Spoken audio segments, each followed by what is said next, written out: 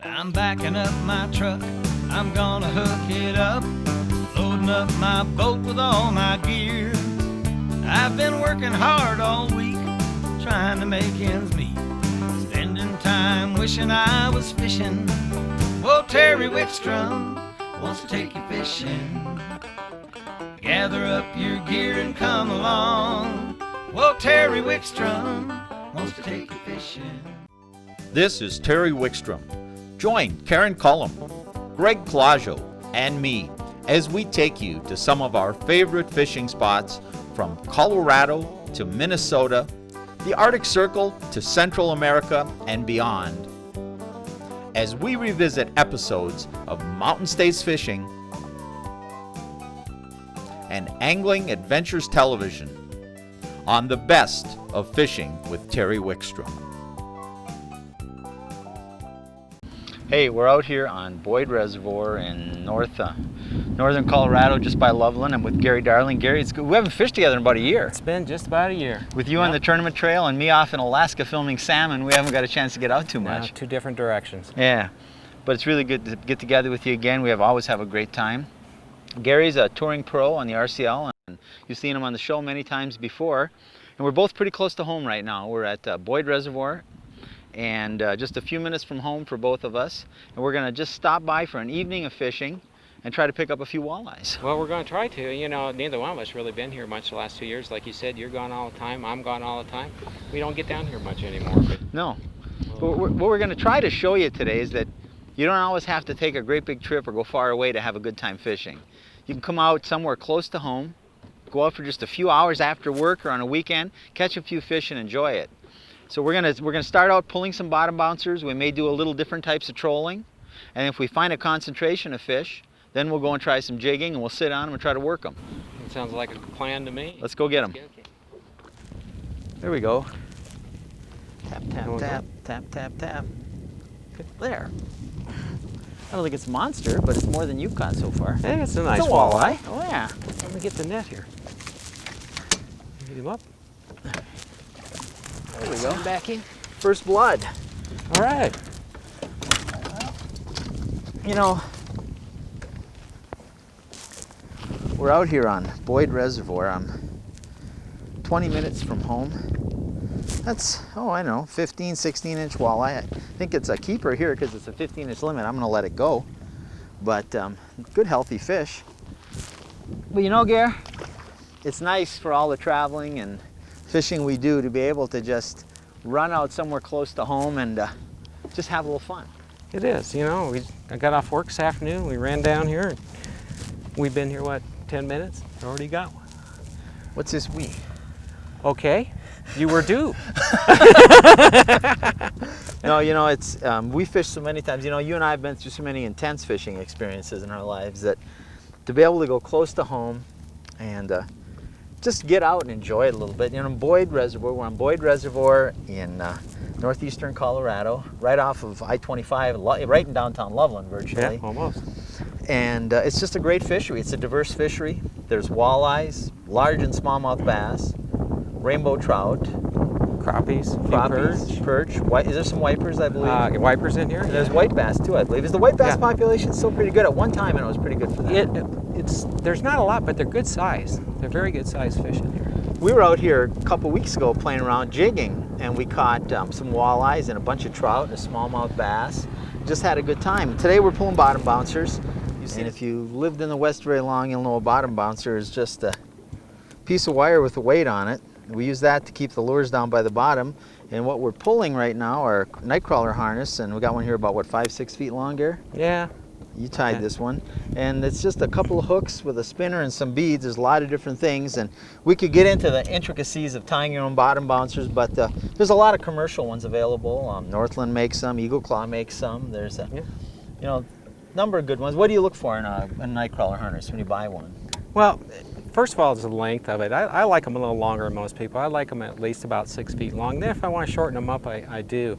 But you know, if you're fishing an area that's flat and doesn't have a lot of snakes, you can get away with a longer one. It'll hit the bottom, but that's okay. Sometimes that bouncing off the bottom attracts the fish. So So that's good to have that. Now if you're in an area that you have a lot of rocks or a lot of snags, then you want it real short, 2-3 feet maybe, so it doesn't get hung up so much. Or if you're following a real tight contour. You know, I see that mistake too. That's right. If you're on a flat, that big bottom bouncer, that big long leader gets it away from your bottom bouncer a little bit, maybe doesn't spook the fish as much.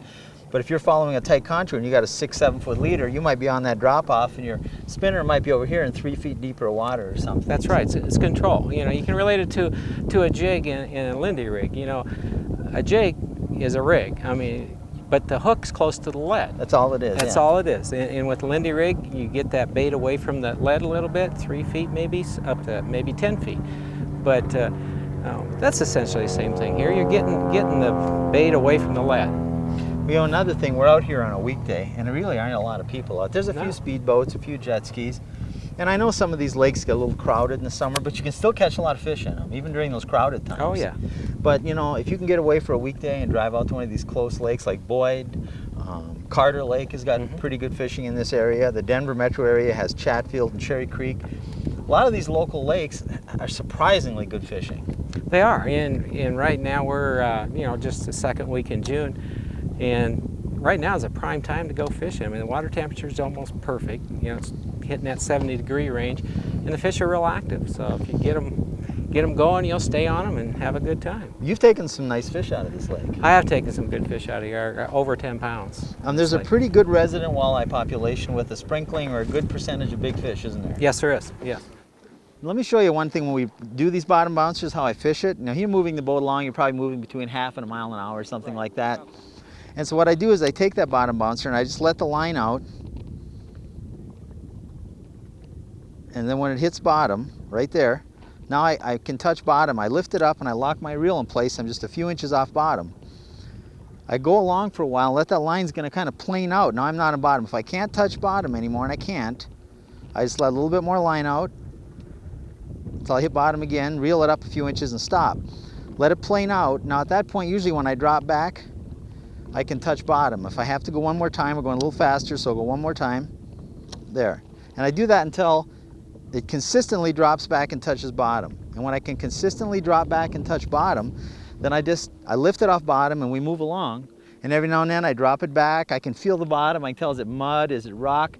And also when I'm dropping that back, it makes that spinner just flutter a little bit back and forth. And a lot of times that'll trigger a strike. A lot of times, you know, even just stop it. I mean, if that bottom bouncer gets a little low and that bait stops, that sometimes really gets them going. Yeah, and it's really a pretty easy way to fish. You can cover some water. A couple weeks ago, we were out here catching them on jigs. They were a little more concentrated. They're spread out on the flat. We could probably catch them on jigs, but it'd be a slower way to cover water. We probably wouldn't catch as many fish. No, we probably wouldn't. And go ahead. I was just going to say, you know, once you find them doing this, and if you catch a few fish in one little area, then you probably want to think about using a jig. But if you're catching one and a half mile later you're catching another one, you probably don't want a jig. Right, and if we don't produce doing this much pretty soon, we may throw some crankbaits out and just cover some water. Because these fish, there's a variety of forage here that the fish relate to, and sometimes they may be down deep, but they might be up shallow if they'll shatter out on the surface. Yeah, we're marking fish both places. We're marking them right off the bottom, about a foot off the bottom, and then we're marking them all the way up to about 10 feet. So yeah, there's a good possibility that we'll catch some fish up high a little bit later. Another thing too, both ways we're fishing, both the bottom bouncers with a night crawler harness, and if we go to pulling crankbaits, or even jigging, you'll catch just everything that swims in this lake. Yeah, we'll catch trout, we'll catch white bass, we'll catch walleyes. Yeah, we'll largemouth, just have a good time. Yeah. Well, let's see if we can hook up another one. I think I'm way ahead of you. Yeah, by one. But that's okay. I felt sorry for you after last time. Woohoo!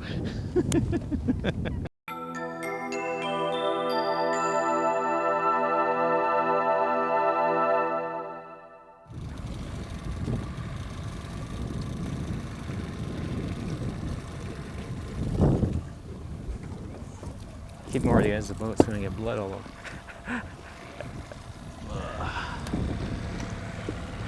You know, we were pulling bottom bouncers. We switched over to pulling crankbaits. We were catching fish from bottom bouncers, but we thought we could catch a lot more fish by covering more water with crankbaits. We had the lures in the water for all of about 4 minutes, and we got a rainbow trout. A little shad wrap. We'll get him unhooked, just dump him right out here. We're not keeping any fish today, so we'll unhook him right here. See, you've switched your crankbaits over to these Eagle Claw trebles. Those Kale hooks, well, they're something. I'll tell you what, they are so sharp and they hold so well. You know, Gary, that's a great tip, is a lot of times, you know, most manufacturers make a quality bait, but if they'll skimp anywhere, they'll skimp on the hook, the treble hook. That's right. You know, all the crankbaits I use, I've used those Kale hooks. I've switched over to those Eagle Claw Kale hooks. They just hook so much better. I mean, once they get hooked, they just don't get off. We had a good example of that when we were out at Seminole last year. Remember when we were losing about half the fish on the crankbaits? We switched over to all crankbaits with Eagle Claw Kale hooks, and I don't think we lost the fish after that. I don't think so. That's a minor tip, you know, but if you're out for a weekend of fishing, you only get 3 or 4 bites, that might be the 3 or 4 fish you get to keep and take home. That's right. Let's get this back out.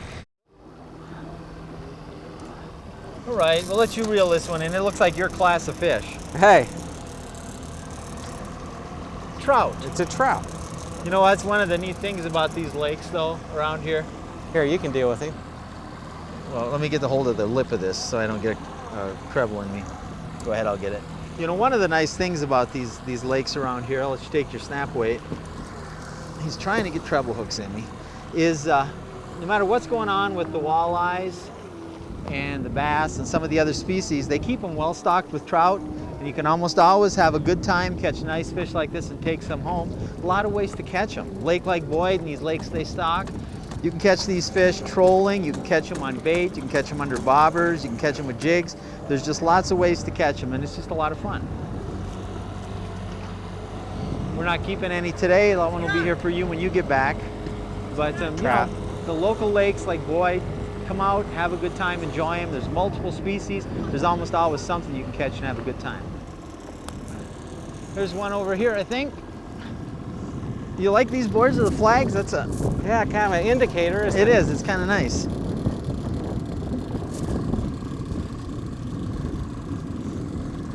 Let's have the rod out of the way here. Yeah. I don't know. It might be gone. Well, this is swimming along. I think we're nothing there. Had something on, flag went down. We got this in to show you. These are offshore boards, and they have an indicator on, so when a fish bites, pulls that flag down. Now, I don't have these on my boards yet. I've got the old style, and you have to kind of watch the board. This really makes it nice for detecting a bite, because sometimes you can pull a pretty good sized fish without that flag and not know you're hooked up. That's absolutely right. I've drug them a long way sometimes. We'll get this one back out. Something on there, probably a trout, and probably came off while I was busy talking to you. Yeah, probably, but they probably all come off since you're always talking.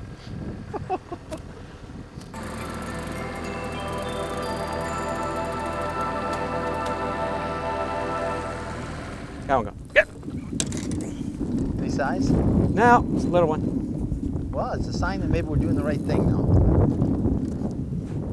You need help, or you got that? Whoa, he's feisty. Yeah. You know what? I think some of those small ones fight better than when they get to be about 5-6 pounds. I sometimes. think you're right. They don't realize they're not supposed to fight that hard. It's a walleye anyway. Yeah. You know, while he's fighting this monster fish, tell you what we did. We were pulling bottom bouncers and different types of trolling, looking for the fish. Caught some fish. Actually, that's a pretty healthy fish. Yeah, it is. It's a pretty nice fish. We kept finding concentrations of fish in one area, so we thought what we'd do is stop and work it with jigs, because we kept catching the fish in one spot, and there was no sense to keep covering water. So now we're using jigs. You want to keep a couple to eat? Yeah, I do want to keep a couple. Yeah, and we're thinking, let's put a couple in the live well. You know, we weren't gonna, but right now a few eater-sized walleye sound pretty good. Yeah. Tell you what, you get that in the live well, I'll kind of show them what we're fishing with here. Okay. Well, I lost my night crawler while you were doing that. What I was telling you, I'll get another piece of night crawler, is using these bottom bouncers, we were covering areas, and we even trolled some crankbaits, and we caught some fish. And every time we'd come over a certain area depth spot, we'd catch another fish. Well, it didn't make sense to keep covering water, so what we did, we took the jigs out, and all I got is a Northland Fireball jig with a piece of a night crawler on it. You've been using a little bigger piece now, but I'm gonna go with this piece. We're just taking and we're just kind of moving slowly around this area, drifting around and using the electric trolling motor to really fish this one concentrated little spot. We've only been doing it for about 10 minutes. We got 2-3 bites and one in the live well. Well, good job, Gare. All right. Let's go see if we can get some more. Sounds good. There we go. This one feels better. And of course, some of these small ones pull like better fish. Well, in shallow water especially. Oh, it's got a good head shake to it. It might be just a little, but boy, sometimes they'll fool you. And I don't want to horse it and rip the lip. It's probably a little better. Why don't you give me the net? It's not big, but it looks like it might keep. It's not real big, but I think it might since we want a couple eaters, I think this one might eat. We might, oh yeah, that's a little better fish. There we go. You hooked on my line, there we go. Well, he ate that good. He's got that jig right down in there. Now, that's a little better fish. This one will keep. This is an eater. So we'll see if we can get that jig out without, now walleyes do have teeth, but they're not like northern pike. Usually you can get in and, got pliers, Andy? Yeah. All right. They do have teeth, so you can scratch yourself up. They're not like northern pike where you're gonna get severely injured though. I even got my neck crawler back. Put that down. That's probably what, a 16, 17-inch fish? Yeah, good 16. Yeah, it's a good keeper, good eater fish. When we first came out, we weren't going to keep any walleyes. We were going to return them all.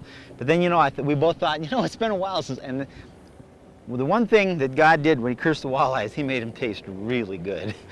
So, put this one in a live well and see if we can get another one. All right. One of the things in jig fishing that I think may be important than almost any other way we walleye fish is the rods and reels we use. Now, when we're trolling, we want good quality rods, but they don't need to be sensitive. Because if they're sensitive, something ticks it like that, then the guy gets all excited when he's talking and tries to set the hook on a fish. We could have been friends, but let's try to explain this to the people now. Oh, okay. No, seriously, and all kidding aside, when we're jig fishing, you can get by trolling with a lesser expensive fiberglass rod. You can. You and I like to use better rods, but you can get by. But when you're jig fishing, where sensitivity and the feel of what's going on, probably the rod and reel, if you're going to spend more money on a rod and reel, that's the one to spend it on, probably. And you got to on the jig rod, because a lot of times you get such a tap, you don't even see the fish, or don't feel them pick it up. A lot of times you just see it. That's how sensitive it can be. You'll get to a point if you jig fish a lot where you'll find yourself, because you felt something setting the hook, you're not even sure what it was, and you'll know you've arrived. But let's kind of talk about, I like to use a 6 to 6.5 foot rod, and for jigging like this, I'll use 6 or 8 pound test and a fairly medium-sized reel. That's close to what I use. I don't like to go over 6 foot for a jig rod. Yeah. I like a little shorter rod, 5'9" to 6 foot at the most. I'm using a 6 foot now, and that's what I like, pretty close in that area to use. And the reel, you don't want one of these little mini reels for jig fishing, because you'll get the line twist all the time. So you want something a little bit bigger, a 2,000 range, 200 range reel. That way you have a little bigger spool and your line doesn't twist so bad. Yeah, I actually use a 1,000, which you're right, you do get a little more line twist, but I like to keep the rod a little lighter and a little more feel, the reel combination. And that's, you just see that even, among, you can ask the best fishermen, there'll be some disagreement, but I think the number one thing is buy a good quality reel that has infinite anti-reverse. You don't want any reel slap. And I'd say 6 foot is probably the ideal range, and then a little less, a little more. Yeah. And good quality line too. Yeah, good line. Now you're using mono, I'm using fire line. Right, and both, and they're both a little different to fish with, a little different feel. I grew up jig fishing with mono, and I still have a better, my sense of what's going on with the jig is better, but I have some spooled with fire line. Yeah. You're using a high vis line, I'm using a clear line. Right, and it doesn't seem to make that much difference. We're both catching fish. The high vis line, if you're not a jig fisherman that's experienced, or even if you are, you see the line movement, it gives you a lot better indication of what's going on. You have to make sure that your drag's set really light though, because once you set the hook, they're going to run a little bit, and you have no play whatsoever in this no stretch line, so you have to let the fish take the drag. The drag makes up for the stretch that a mono has. Right, and I'm going to be trying a new line very shortly that Berkeley just came out with called Sensation, and it's a monofilament line with very little stretch.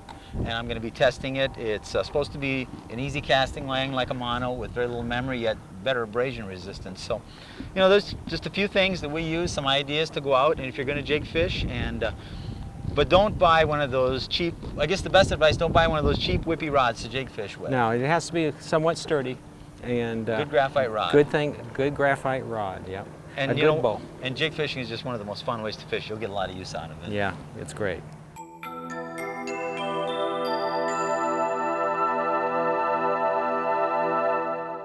I got another one on this dead stick, Terry. Well, the dead stick is, I might have to Just switch. pounded them. Just pounded them.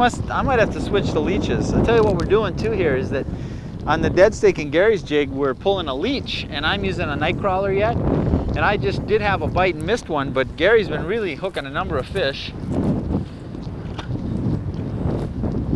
Got it. Get the boat turned in the wind. Another little one. Another one, but Gary's been hooking more fish on the night crawler.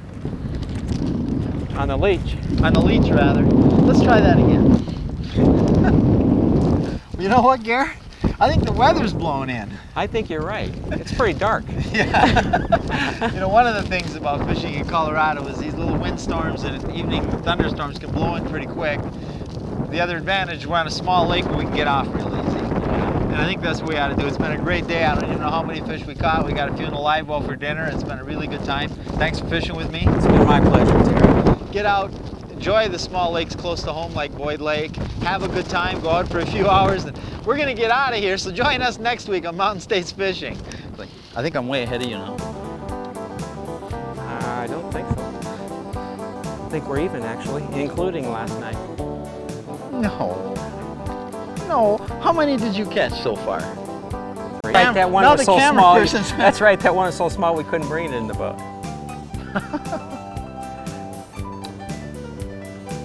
You notice how I let him on the shallow side too? I let him on the shallow side where all the fish are. Then he gets on me about not catching as many fish. No, I didn't get on you. I caught more fish than you. Why would I get on you about not catching the shallow side?